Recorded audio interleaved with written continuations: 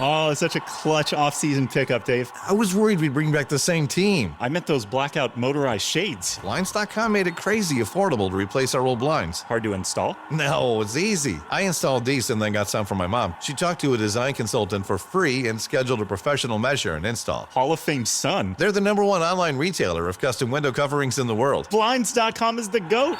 Visit Blinds.com now for up to 45% off site-wide, plus a free professional measure. Rules and restrictions apply.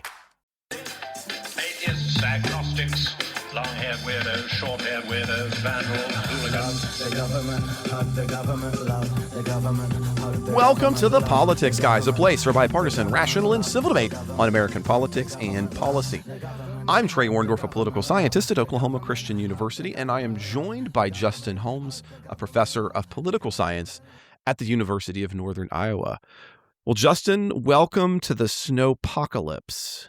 Hey Trey, it's good to be here. We didn't get any snow, but it was -18 this morning when I woke up, and the high was 10 below. So yeah, that's what makes men. We wake up, we get cold, and we isn't that what our Secretary of Defense /War was saying that we need to do? Something like that. Yeah, I mean the upside is I have a large collection of old man sweaters that I get to wear on days like this. So well, you and me both, for those of us who are watching, but I do want to say, before we get into our first stories, we've got a bunch of cool news for Politics Guys listeners. And one of those big items is coming up this week. And what that is our first ever The Politics Guys Presents. That's right. The Politics Guys Presents. Several years ago, myself and Ken Catkin, another one of the co-hosts, and myself, we took a big swing. We decided for supporters that we were going to do a longer series. And so for supporters exclusively, we went through the entire United States Constitution, one article and clause at a time. And that was phenomenal. And we actually finished that project this past October 2025. So here's the big deal. Starting this upcoming week on Wednesdays, we'll be dropping the Politics Guys Presents episodes, starting with the U.S. Constitution. So what was once behind the paywall is now going to be available for all listeners. So you're going to know that they're different by that intro on the title of them. And they're also going to have a slightly different icon so that when you're looking through your feed, you can see when we're having a show from the Politics Guys or as a Politics Guys Presents episodes, which again are going to be coming out on Wednesday. So 1 week at a time, starting this upcoming Wednesday, Ken and I are going to take you through the U.S. Constitution. Now, for those of you who are supporters, do not feel left out. Here's why. As we speak, each of the hosts have been working on their own series shows. For those of you who are already supporters, you know that Justin and myself, we've been going through political ideologies, and we're going to be continuing that trend right now. Meanwhile, Ken and myself have started a new series on the Federalist Papers. We've just been making it through John Jay. And that's not all. In addition to that, for the Federalist Papers miniseries, there is also going to be links in the show notes to my Substack, where you can dive even deeper into the Federalist Papers and other things that we're talking about in the show. So, goodness gracious, there's a lot of new content available for supporters. So the big takeaway is this. If you are not a supporter of the show right now, you're going to have access on Wednesdays to the Politics Guys Presents, starting with Ken and myself's The Constitution. And then just a heads up for supporters, if you become a supporter today by heading to patreon.com/politicsguys, you can also get the other mini-series episodes that are going on, including Justin and myself's ideology series. Okay, so in short, it's never been a better time to be a listener of the Politics Guys, no matter your level of support. But we need to stop that and get into this week's information. I got a lot to unpackage, Justin. I thought we would start with, well, Greenland, or the Greenland U-turn, or the chicken out move. I don't know. There's a lot of possible titles for Greenland. So I know if listeners, they're laughing. Like Justin is laughing right now. And I'm sure you're laughing too, because we have now covered this a couple of times in different ways. Why am I bringing this back up? Well, yes, I am bringing this back up because a lot has happened in the last week So much so that it almost makes your head spin just a little bit. In a reversal this past Thursday morning, President Trump announced he was scrapping what he had announced earlier in the week, which was going to be 10% tariffs on European allies who did not back him to bring Greenland into the United States, effective to go into effect on February 1st. Why, you might ask? Well, first of all, he was upset that European allies had assisting troops in Greenland, which maybe not be a giant surprise since they are NATO allies, but be that as it may, that is what led to the tariffs. However, after a high-stakes meeting with NATO Secretary Mark Rutte in Davos, which has been the big news this week, the president has claimed to reach what he calls, quote, a framework for a future deal, end quote. Now, as of right now, I can tell you as of Friday, there is currently no understanding what that framework is. So what's happening? Well, one possibility is this is just simply a bit of the transactional presidency, if you will. You create a crisis, the tariffs, and then you solve it with this theoretic framework, and then you go home and you call that a win. I still think, and this is what I argued with Mike a couple of weeks ago, that given how rapidly President Trump makes these kinds of changes, I think we would be foolish to assume that he might not reverse himself and do something else with Greenland again. The framework has failed. They backed out. Who knows? That's coming up there. Justin, I know that you haven't yet had a chance to weigh in on the pressing issue of Greenland. And its strategic importance to the United States. So I want to start with asking you kind of this question about it. Do you think the push for Greenland is real in and of itself? Or do you think it's just a rhetorical game by the White House to have wins? What do you think? You know, it's really hard to pick motivation out of this. I think for That's some why of I them, asked you. I mean, you're an illustrious scholar at a prestigious I'm a institution. scholar of political psychology, and I'm making the shrug emoji face right now. You know, the sense that I get is that this is genuine on Trump's part, and I've seen some reports, and it's hard to say exactly how credible, but that, kind of his advisors and cabinet are sort of all over the place as far as whether this is desirable or how to go about it or what have you. With kind of sounds like Stephen Miller being the only one squarely in the, squarely in the corner of, we should do whatever it takes to take Greenland. I think we've been going round and round on this for a long time. I mean, I first broached this with Jay probably a year ago, I feel like is the first, that this came up. And, I think on Trump's end, this is a genuine thing. And if you look back at the timeline, I mean, he said it as a thing before there was even a reason, which to me actually probably gives some insight into the reason, which is, he is somebody who is just obsessed with his legacy. He wanted that Nobel Peace Prize. He got the FIFA Peace Prize. He got the, yeah. So, he, in the same way that I could hand my kid my PhD and he's a PhD now. But I think he really sees himself as, trying to do some sort of Monroe Doctrine or, this is the new Louisiana it was been called the Donroe Doctrine. Yeah. The Donroe Doctrine. Ugh. Anyway, professional noises. But yeah, and so I think a lot of this, as much as anything, is just about his legacy. I mean, there are conceivably a few tangible things, benefits that might come from it. But, he didn't even announce those when he first started talking about this. It's just, we're going to take Greenland, it should be ours. And I think the two that have been thrown out there are, the two are essentially, defense stuff, with shipping. Well, and Trump is whatnot, going to explicitly mention China and Russia as being threats, maybe more so Russia. Exactly. And then, kind of mining rights, because apparently under all that ice is all kinds of, good rare earth kind of stuff and whatnot.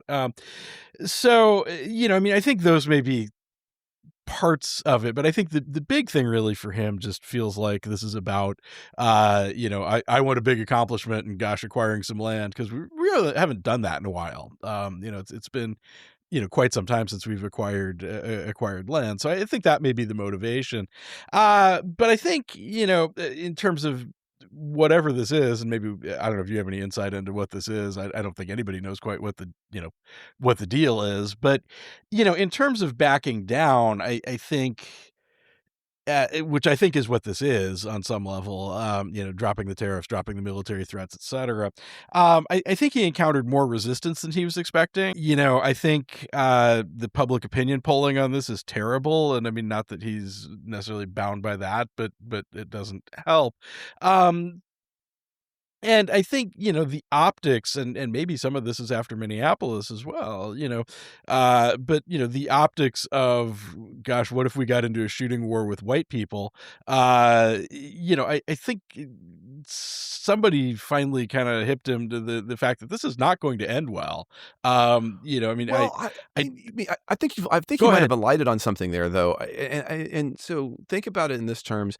I mean, the other possibility is that Greenland in of itself is not the precise goal, but rather, I mean, a long-term Trump strategy has been to tear down and purposely recreate the way that the United States interacts in the world legal system and the international system. And to that to that view, when you look at the most recent data, the most recent reporting, it is clear that his actions have shifted NATO and NATO allies into how they're going to behave and respond. I would posit the possibility that in fact is the primary goal and not Greenland in and of itself. As a matter of fact, we saw this morning when President Trump says, well, I'm uninviting, and we'll get to this as a story later on, I'm uninviting Canada from being part of the Board of Peace. As hokey as I think some might be inclined to make that sound, that is a different kind of international order that you're pushing for. So, we don't end NATO in the same way that we ended WHO today, but we do end up irreversibly in the short term shifting the NATO alliance. And that itself could be a strategy and maybe an effective one. I have wondered about that, actually. Is this just about to put it in a rift with NATO?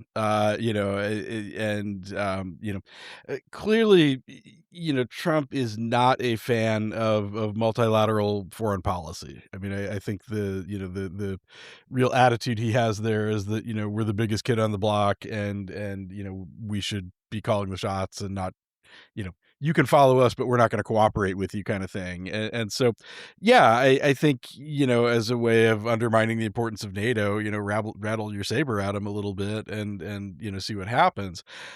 I will say, they had a lot more resolve than I expected. Again, we don't know exactly what the deal is, but, pretty much to a country, they really did not roll over for this. Now, kind of to your point, this may be driving that rift, and that's kind of the goal. But at the same time, it does, on some level, I think, open up some notion of American weakness a little bit. You come out and bluster and, hey, we're going to take Greenland and, blah, blah, blah. And pretty much everybody says no. And, I'm not sure that, if this is about projecting American power, which it might well be, I don't know that it succeeds, even at that. I don't think that's a laudable goal, necessarily. I like, multilateral kind of stuff. But even on those terms, I don't think we come away looking strong from this, is my general But sense. again, I would, or maybe we do. I would be cautioned. I don't know if it's just about strength. I think it might be an oversimplification to suggest that Trump's policy is just about the demonstrate. In other words, I don't think it's just the Putin variety demonstration of power, but rather an attempt to take down and put together in a different manner the pieces of the international system. So I don't think that you're wrong when you say that this is not probably a moment of strength for the United States if we're viewing it as kind of that major power spectrum that we think about in global politics. But it certainly, though, does begin to drive wedges and change NATO in a way where I could imagine in a few years we exit NATO the way we've exited WHO. Hmm. No, I think that's plausible. Absolutely. And I guess one thing that I've been thinking about this, but I think even if we exit, I don't know that it's. Again, I do view this in terms of strength a little bit. I mean, I think Trump, wants to project this power, and part of that power is we don't need NATO. Screw you guys. I'm going home. But at the same time, I think one thing that this sort of demonstrated is that we are just not as relevant globally as we used to be. If you look at sort of these tariff threats and, potential military threats and things like that,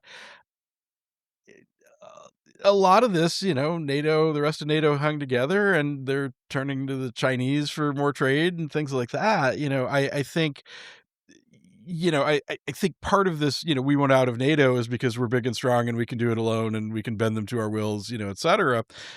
But I'm not sure that that's what comes out of this. I mean, a world where we're not part of NATO, I don't know is a stronger America on these terms. I mean, I think part of what we see here is, you can threaten 10% tariffs and the response is, so what? Like, we'll go trade with somebody else. So that's what I got. Justin, I think on that note, maybe we should pivot just slightly and think a little bit more about other things that are going on at Davis in regards to Greenland, if you're okay with that. I think especially the Board of Peace, right? So this past Thursday, President Trump officially launched the Board of Peace. It's an initiative he claims will eventually replace or greatly improve, in his words, the United Nations. Again, I think this fits back into what we were just talking a minute ago in terms of NATO. It already has 35 signatory nations. Now, that might sound high, but that's not particularly high when you recognize that the United Nations has 194, I believe, as of my last read on that. And are we coming to which 35? Because that's going to be and we're going to come to that as well, and who's been in or not. The current members include Saudi Arabia, the UAE, Egypt, Israel, Turkey, Hungary, Bulgaria, Belarus, Argentina, Pakistan, Indonesia, and Vietnam. So it's not exactly an illustrious who's who of Western democracies. As a matter of fact, we're going to see that there have already been notable no thank yous coming from the United Kingdom, France, Norway, and Sweden. As a matter of fact, just yesterday, I mentioned this a second ago, Canada was formally uninvited because it, along with a couple of other countries, are still in we're trying to decide if we're going to friend zone you or not when it comes to the board. I thought you'd like that. Now, I also want to be clear, this Board of Peace is empirically so unique that it is difficult to even explain to listeners how much of an outlier it is. So I'm just going to give you a couple of things that make it an outlier. One, Trump will serve as the board's permanent chair for the rest of his life or until he decides to step down and appoint his own personal successor. It also requires a $1 billion, and I'm not teasing, subscription fee to have a permanent seat after your free trial has ended. Now, that sounds like I'm making a joke, but that is in fact exactly what it is. That is actually what it is. That's actually what they're calling it, right? So this is, I know we tease about these, but this is the case. I'm not teasing whatsoever. So it is a brand new international organization. The goal, the idea of this is that, well, and he also, by the way, gets to set the agenda, and he gets to issue unilateral resolutions. He gets to appoint and dismiss all other members at will. Oh, and don't forget, in case you forgot, he gets sole and irreversible veto power. Now, again, this is not a joke. I'm not teasing. This is, in fact, the way that this is. I will be honest with you. There's a piece of me that reads this, Justin, and says, oh, look, this is what he would like the United States to be like, right? This is how, right? I should get an irreversible veto. I'm going to be president forever. And it'd be easy to tease about that, but I don't want to just tease. I will say, and I'm going to ask you this, to me, Justin, this feels like the most definitive rejection of post-World War II international liberal institutions that I think that we have seen, especially when you put it in combination with Greenland, when you put it in combination with the WHO, with exiting the WHO. It's a pay-to-play scheme. It is designed to undermine elements of the United Nations and to, I would say, enhance some of the most controversial elements of the Security Council, which itself was a compromise to those kinds of visions in the post-World War II era, but with a mind to not having the same failures as the League of Nations. So do you agree with that? What's your take on the Board of Peace in that, starting in that kind of view? Boy, it's, looking at this, I mean, it's really hard to say. And, some of this, there's a lot of mission creep to this. I mean, it was authorized by the UN essentially as a kind of Gaza rebuilding thing, and it's morphed into this other thing that I largely agree with your assessment that, this is an attempt to basically undermine the UN, ultimately undermine, other entities. The structuring is nuts, just to use technical political science words. Well, again, the fact that we're calling it they are calling it a subscription with a free trial period. Yeah. I mean, that's a music service. I mean, we're talking about international law and relations here. Again, when you say that the technical term we're not getting 12 nuts, CDs for we're not getting 12 CDs for a penny here. Yeah. We're undermining the world order for $1 billion. It's difficult to indicate how strange. Again, when you say that, I just want listeners not to think, oh, they're just being crass. There is no empirical parallels for this, right? No, and there's and I'm kind of two minds about this. I mean, some of this is, it almost is like a, Bond. It's like Spectre from the James Bond stories, movies, where, with Donald Trump If as they were out and Blofeld. open. Yeah, exactly. Donald Trump is Blofeld and, Hugo Drax is Elon Musk. But I think there is this international implication. On the other hand, I'm maybe less worried about it than you are. I am not. I want to be clear. I'm not worried. Not worried about it. it. Okay. No, Yeah, I want to be clear because about that. I'm just trying to indicate how unique of a situation it is. unique. Not. I don't think it poses any definitive threat. I don't think it's sense. going to do much of anything. No. Is ultimately where this is headed. I mean, looking at this, there's a part of me that just thinks it's a grift. Here's $35 billion with Donald Trump in control of it. Is what a lot of this, sort of. Let's peel that back a little bit, Justin. You're not wrong. So. Even if, let's say you and I sat down and said we had the opportunity to build this some kind of new organization or do something, imagine how perplexed anyone would be if either of us said, well, and the only way this is going to work is if just Dr. Justin Holmes is the permanent sole decision maker for this body. I mean, even in a smaller context, anybody would view that as a very strange institutional arrangement. Now, yeah, and does it worry me? if we're- No, but it does indicate, I think, something about the Trump cult of personality, which is to say, if it's not all me all the time, it will, of course, Right. be a failure. Of course, and I will just say, as we're putting this together, I would settle for $100 million a country as my subscription fee. I'm not a greedy man. World of how about we could call it like Board of Almost Peace? Board of Almost Peace, and yeah, just slide Justin a couple bucks and some tacos, and we're good. But yeah, I mean, part of me thinks this really is just a grift. I mean, it is,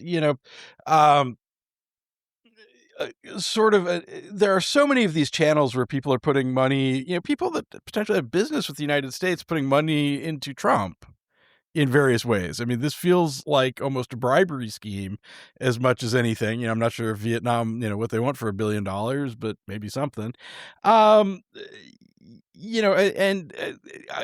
a part of me, just because of frankly who he is, that feels like it might not be much more complicated than that. But I think the other thing here, you can put together whatever it is, but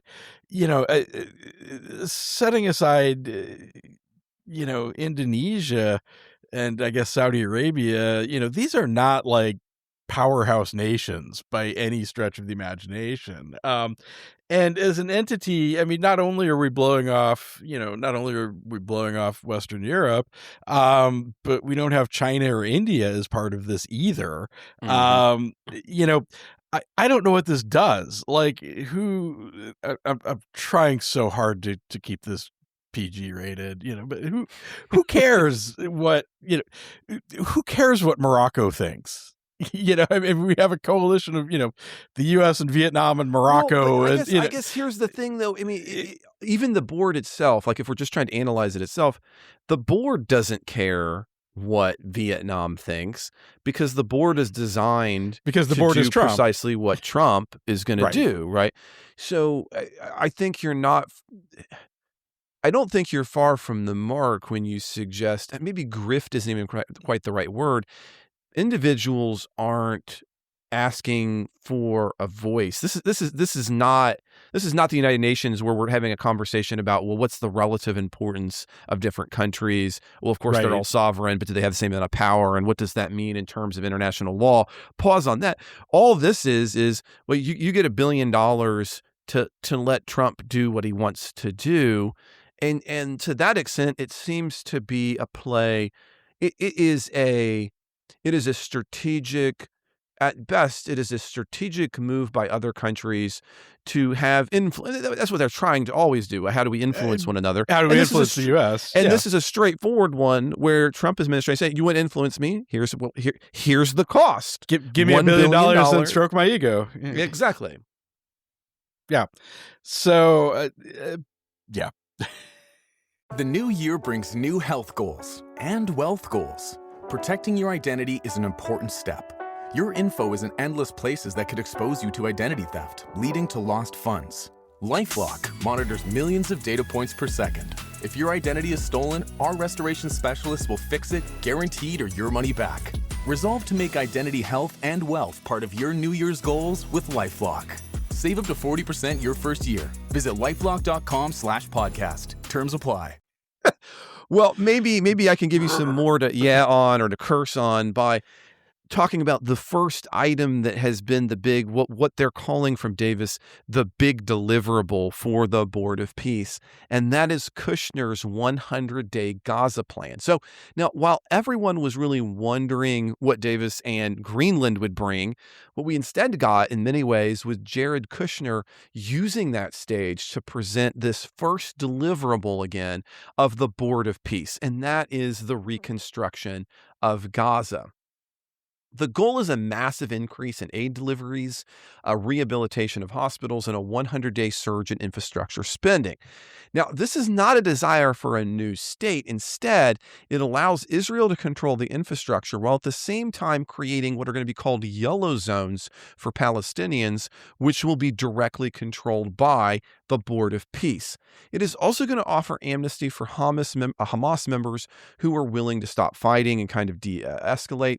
Now, I would say in some ways, you look at this, there are some good elements to this on paper-ish.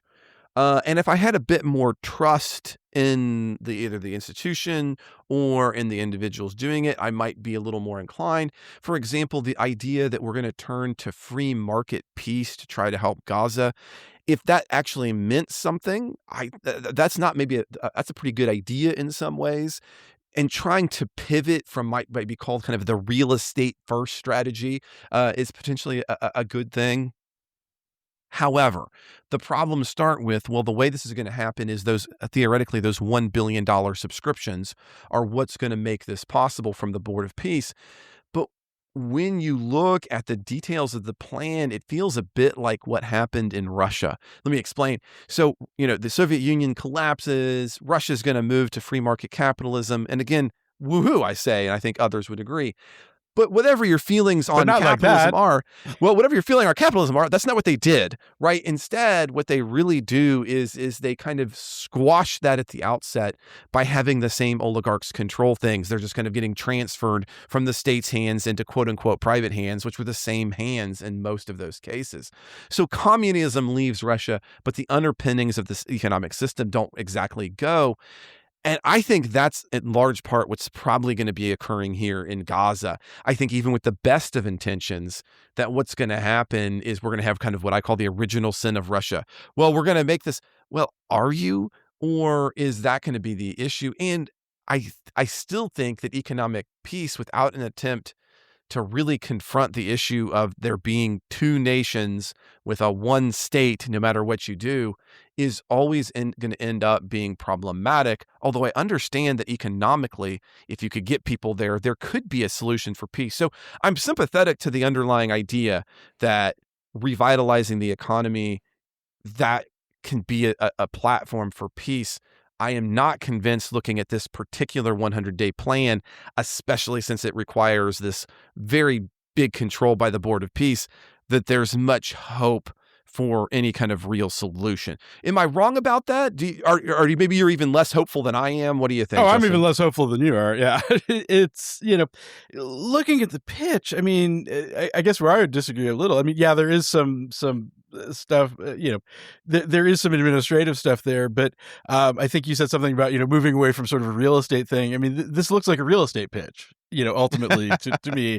We're building timeshares in Gaza, kind of thing. And I share a lot of your skepticism, and I think I have more, honestly. I mean, so much of this is about reconstruction, and now what I will say is that, yeah, I mean, something that Gaza desperately needs is economic revitalization after this, and certainly infrastructure and building and things of that nature. There's this idea, though, that, this is, Kushner talked to, I think, thinking about Dubai or something, that, you can build cities in like 3 years now, or something like that. And well, I think and we recognize that for what it is. It's not as if Dubai has been particularly successful at that either. Right. Originally that comes to us from China, this idea. I mean, that was a big issue. Oh no, they're going to outbuild us. These cities they're going to just, again, don't get me wrong. I'm not suggesting that Western cities every don't have room for every time I improvement. pop on YouTube, there's some city in China with 20 million people that I've never heard of before, and that maybe didn't exist 5 years ago, for all I know. Yeah, Exactly. So, But and then the same thing has now happened in, you're absolutely right, Saudi Arabia, in Dubai, this idea of like, oh, we've cracked the code, we're going to build these cities, and then boom, people are going to be there. And one of that has not worked. Forget Gaza. That has simply just not been a worked. successful process. And I think the additional problem here is that, you're starting those things on blank slate, more or less. You're building in the desert, or you're building in, the interior of China or whatever. But, the UN actually has a figure here that there's 60 million tons of rubble that would take 7 years to clear out, before you could even start building anything. I mean, it's just, and this is rubble that potentially has munitions in it, and things of that sort. I think the other thing here is just that, the ceasefire is really fragile, as it stands. Kind of the stat that I saw today is that, the ceasefire took effect on October 10th, and there have been 470 Palestinians killed by Israeli troops since then. Now, setting aside deserving, not deserving, and I don't know the specifics. It's good evidence of the fact that we don't have peace in that sense. We don't have peace. Yeah, I mean, it's not as bad as it was. But when, I mean, what's that? 3 months, 4 months? You're You got a person a day. A person a day. You have more than a person a day. I mean, that's, yeah. It's a lot, I mean, it's a scenario where I think, if we're talking about doing this kind of giant reconstruction, who's going to, some of this is like tourism too, it's like, oh, we're going to build up high rises on the waterfront, if you're in a scenario where you're killing, having deadly interactions multiple times a day, who's going to come vacation in Gaza? It's just, so I feel like there's a cart before the horse thing here. And, just kind of looking at this, I think it's on some level just too ambitious. I mean, it's a bunch of these. I don't even know if it's just, I mean, I hear what you're saying. I'm not sure I'd say it's too ambitious, but I think it ignores something very fundamental that we've learned economically politically speaking. And that is, there is often a tendency to think that central planners can plan things so well that it'll fix the logistic problems on the ground, instead of a recognition that if it's not coming from the ground, the things that you're building and you're doing, it doesn't work out, right? It's the same problem of socialism in its truest forms, right? Why don't we have enough bread? Well, we don't have enough bread because a central planner was not able to accurately predict how much bread we needed in these locations. And while that's why I like comparing it to Russia. I think, and I think that's kind of where I'm that's coming what's happening from. here. That's where I'm coming from. Is just they have this plan that's not organic. It's not about it's I don't know if too ambitious is the right thing, but it's it's these gleaming high rises. Like, I'm not sure that that's what Gaza needs. Right. Gaza is going to need. Well, and if you look at the plan itself, it's got these multi-stage projects. And really, it starts where there's nothing in the southern portion of Gaza, where we're going to build brand new things, which I think in part is a way to deflect from your particular criticism and say, well, it's not. I believe it's not until phase 4/5 that we even get to the city. But that is another example of the planner not. Well, where is everybody? They're in the city, right? So, right. The things you're doing here in the South are not going to make the vast majority, even if it works, right? So even if we said that this plan itself works, and I think that's up for debate, even if it's going to work, it's not occurring where the average Palestinian is going to feel its effects, which means that the items that you're talking about are going to continue to be a problem, right? Because people behave and respond to what's happening to them in that moment, not the promise that what happened in the South might happen here, 5 state phases and 10 years later. Mm-hmm. Yeah, and I mean, kind of one version of this that I saw was that, kind of that first building in the South was essentially like housing for workers to, build the rest or whatever. And that's fine. But, I think this whole thing is kind of a half-assed, kind of thing. I will say there are elements of the design that I like, the way they were like, not for there, but, it ironically, given conservatives' position on this, but it felt a lot like those, kind of the 15-minute city idea where, things yes, are it does. accessible, like it's actually, it's a nice integration of green space and like it's a, you should probably like rebuild Los Angeles using this or something. Is where this belongs. And I will again go back the idea that trying to fix the underlying economic circumstances of Palestinians is a good idea. That I agree with that, but the way absolutely. It's happening is not. That's again, I can give him credit. Like yes, but no. Yeah, well, and to the same thing. I mean, obviously they need infrastructure, they need housing, et cetera. I mean, this is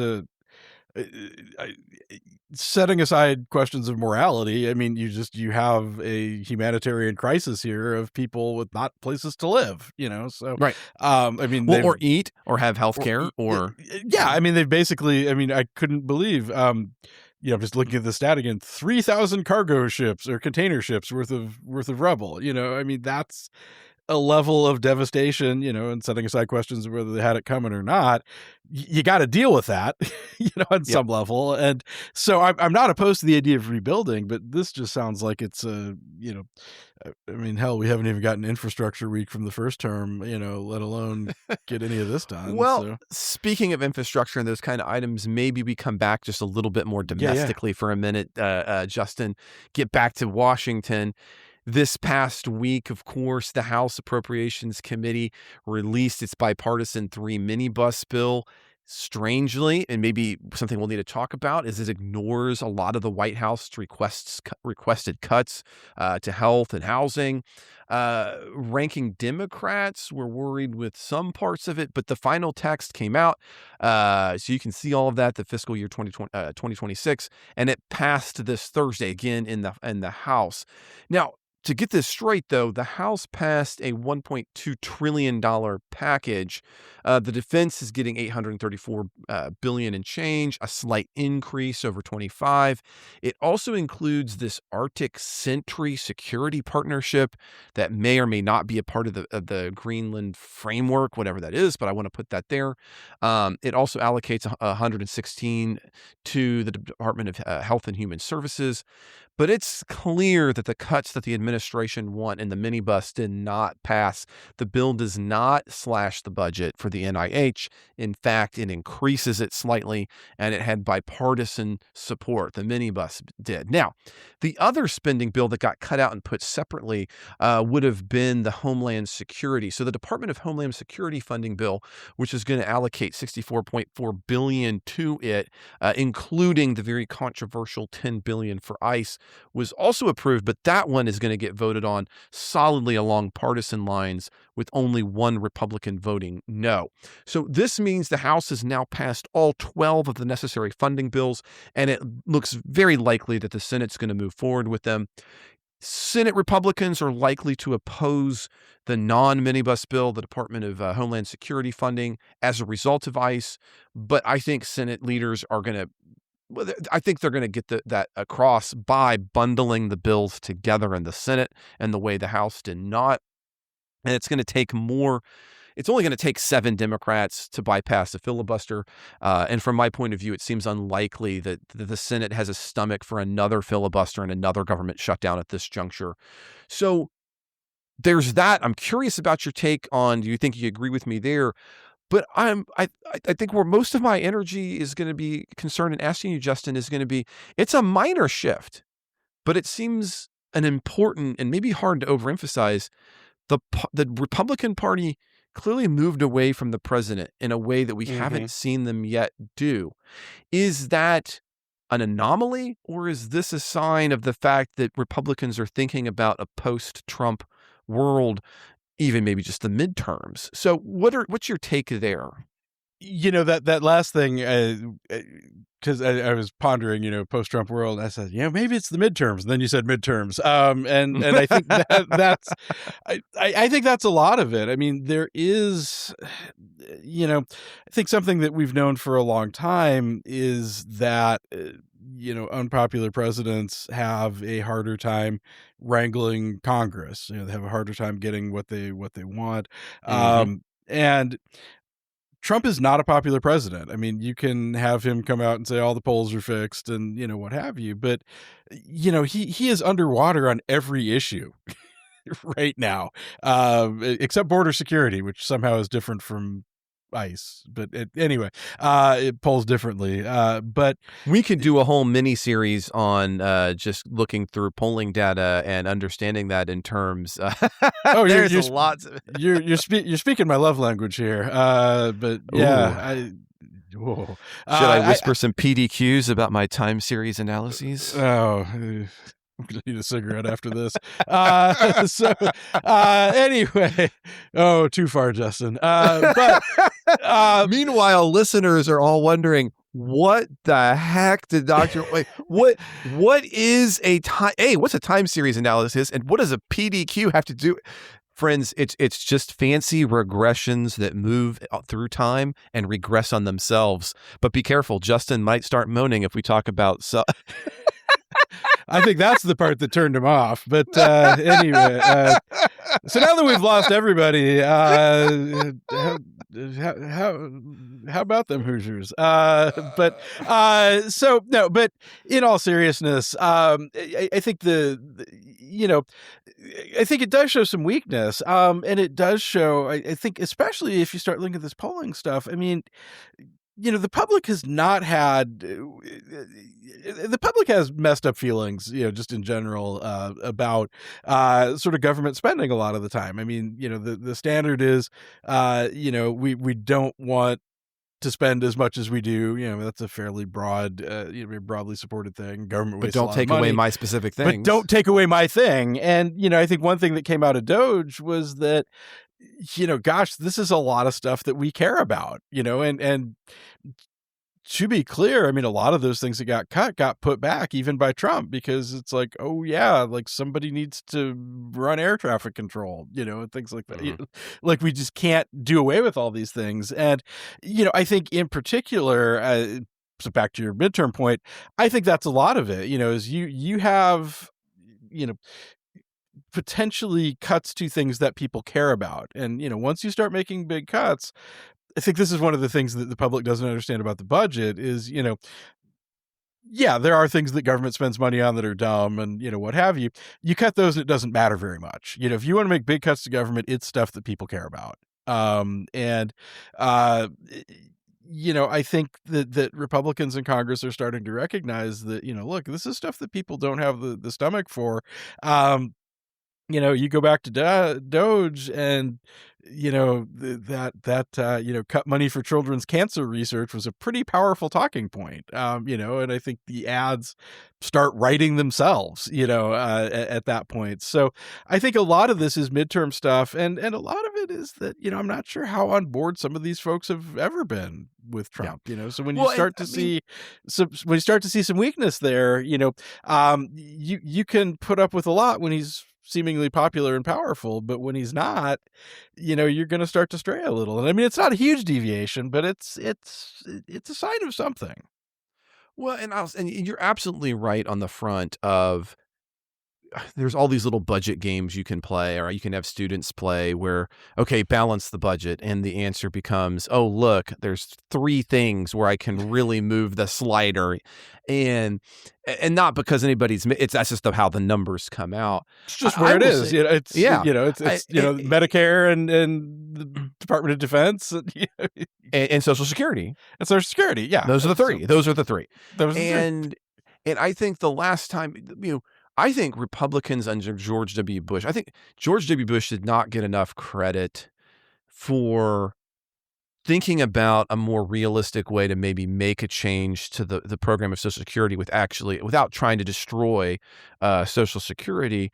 I don't think he got the credit for that, but that's the kind of thing you'd really have to do if you wanted to change and say, okay, well, look, we're going to slowly phase it out from a pay to others to you could potentially be paying for you in the future. But there's a host of issues that people don't necessarily like about that. But that's where I think Republicans could potentially have a solution.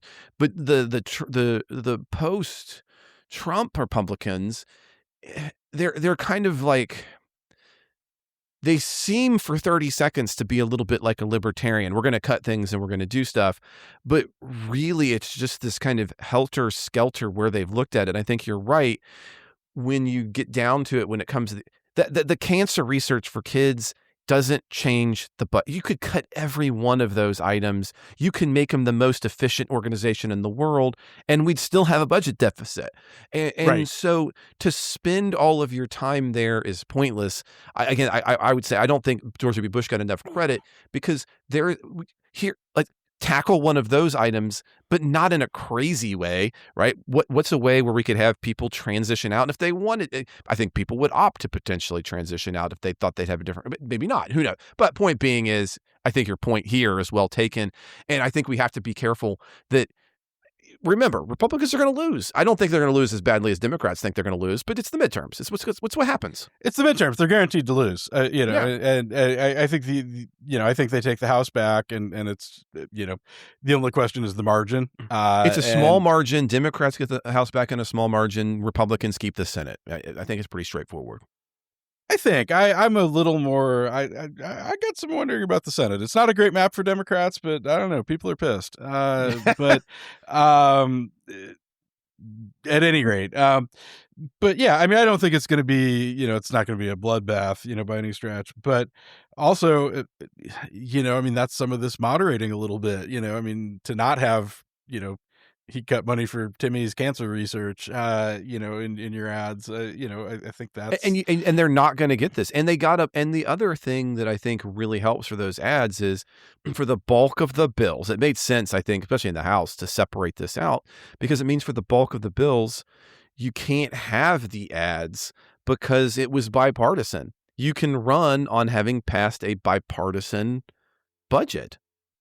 Yeah. Now, one thing I would add, we've talked about this primarily from Republican standpoint, but I do think there are potential Democratic challenges here as well, and this may pivot us to kind of our last topic, if we have time. But I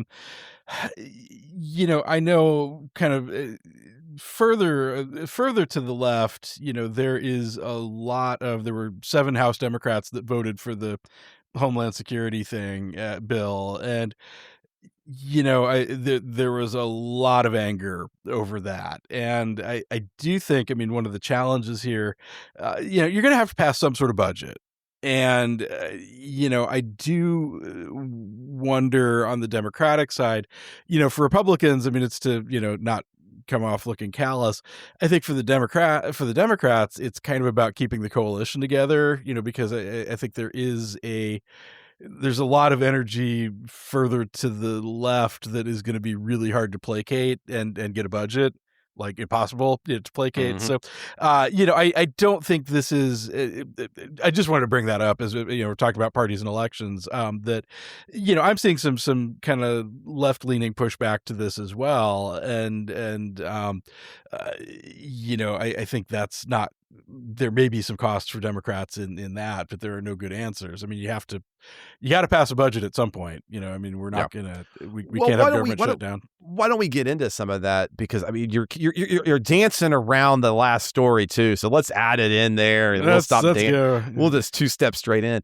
So there's a couple items we're going to talk about. We won't spend as much time here, but the Trump administration is asserting new powers to forcibly enter homes of immigrants they are hoping to arrest without a criminal warrant signed by a judge. And this is according to the Wall Street Journal from a memo that has been obtained from the agency.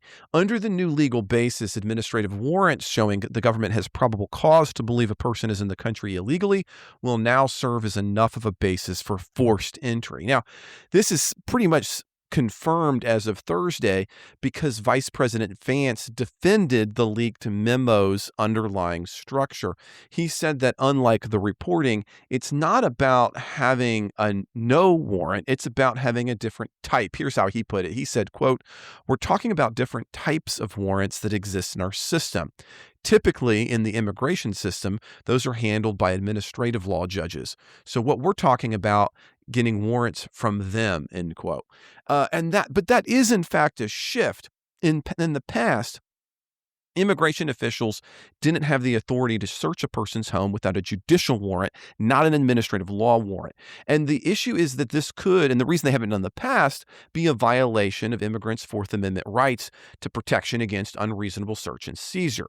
Vance, he recognized this as he talked about it because he said, well, of course, the courts might rule against us, and if they do, then of course we'll follow the rule of law.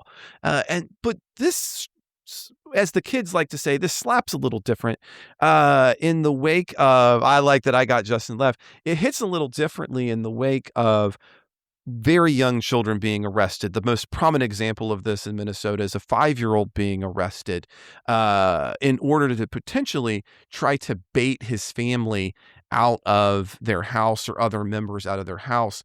Now, the ICE has indicated that the removal and the arrest of the 5-year-old Justin was because he was being abandoned by his father. However, school board officials who were present have contested that and said that there were multiple adults who could have taken the child, were asking to take the child, and didn't. And so, here's one. I'm going to show off my bias here right now. I'm going to be fired up after that. I'm not always a school board. Schools can do a lot of screwy things, is what I'm saying. However, if you give me a principal and anybody in ICE today, I'm going to take the principal's, accounting of the event 100%, because from the things that we can see, the view for ICE, as Mike and I have done already, it is living in a fantasy land that it didn't used to, but it is certainly living in that fantasy land today. So, Yep. what are your thoughts, maybe either on the warrants first, or if you want to get riled up, let's talk about arresting and 5-year-olds to try to use as bait.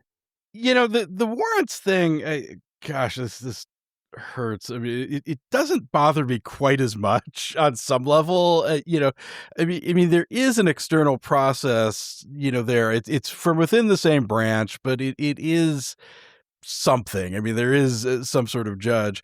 Where I think it doesn't matter is that it doesn't much comport with what they're doing, on the ground.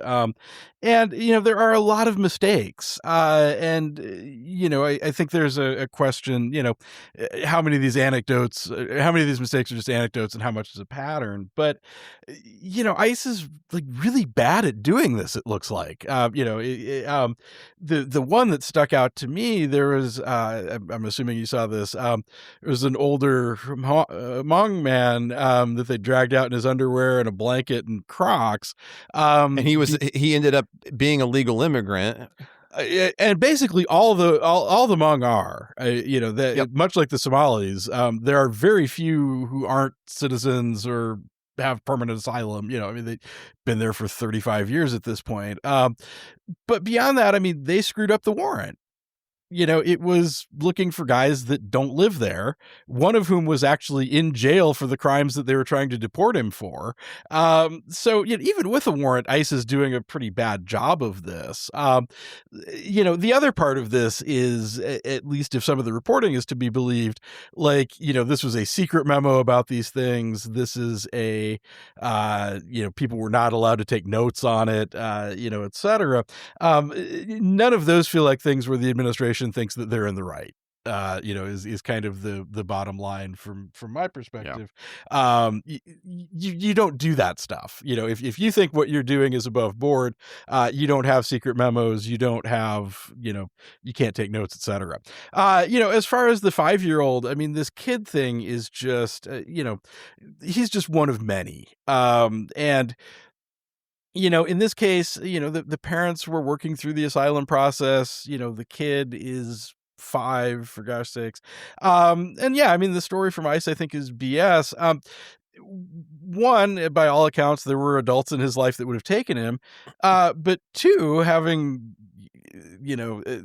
drawing on some of my own past experience as a foster parent, the next call, if a kid actually was abandoned, which I don't think he is, would be to the State Department of Human Services.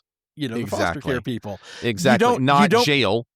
Not jail in fricking Texas. I mean, that's, and I just, again and again, I just feel like the cruelty is kind of the point with this. I mean, it is not about enforcing. I mean, here, we're going to try to bait somebody by taking his kid who's not even technically illegal. And even if he were illegal, I think that's still a really lousy thing to do. Agreed. But I think it is worth, again, repeating, this is an asylum seeker.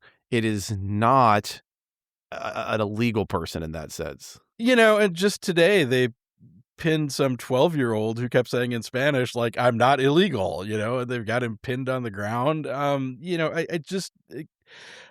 kind of said throughout this, I mean, we can and should enforce immigration law, but how you do it matters a lot. And doing it like this is not okay. And so much of it, I mean, I spent about 9 years living in the Twin Cities, and so much of this is just it's just galling. And so much of it is just stuff that doesn't make any sense. From an enforcement standpoint. There've been a bunch of clashes in Mueller Park, which is like in the middle of Uptown, which is, if you're going looking for immigrants somewhere, that is not the place to go. Like, they got gentrified out 25 years ago. So much of this just seems to be about throwing around their weight and, at this point, just comply harder or we'll keep coming back. Well, I think on that note, though, Justin, I mean, we always like to end on a positive. We had some positive notes. I'm sure that's the positive note, but I think that's where we're going to end the show. I do want to remind all of our listeners, Justin and I will be doing one of those series shows here in just a few minutes. And that is for supporters only. So if you'd like to be a part of that, or if you'd like to be part of Ken and myself's, the Federalist Papers, that is a supporters exclusive feature. So head down to the show notes, become a supporter of the Politics Guys today. It just takes a couple of minutes, really easy to do. Or you can head to patreon.com/politicsguys, or you can head to politicsguys.com/support. But however you do it, that's where you're going to go. If you are not in a place to support the show right now, but you'd like to be able to get access to some of those shows, just reach out to us at mail@politicsguys.com. That's the same place you can reach out to us with all of your questions, is mail@politicsguys.com. If you're a supporter, don't forget, you can potentially have access to us on the Discord, where we're hanging out with you all the time. So again, head to politicsguys.com/support or patreon.com/thepoliticsguys. So if you would be so willing as to subscribe, rate, and review, that is big. And don't forget, this Wednesday, we're going to have our first The Politics Guys Presents episode on the Constitution with myself and Ken. That's going to be dropping on Wednesdays. I'm really excited about that, and that's for everyone. So don't forget to share those episodes in particular as we work through the U.S. Constitution. Now, I want to finish, as I always do, by giving a shout out to our executive producers. They are Wilmer Marino, Daniel Toe, Ryan Beasley, Don Oglesby, Derek Schmidt, Dakota Heath, Jason Chrysler, Dave Dean, Jeremy Larson, Brian Matza, and Jody Miller. We'll be back with a full episode on Wednesday with the Politics Guys Presents the U.S. Constitution, and we'll be back again in a week with the weekend shows that you've always loved. I'll see you then.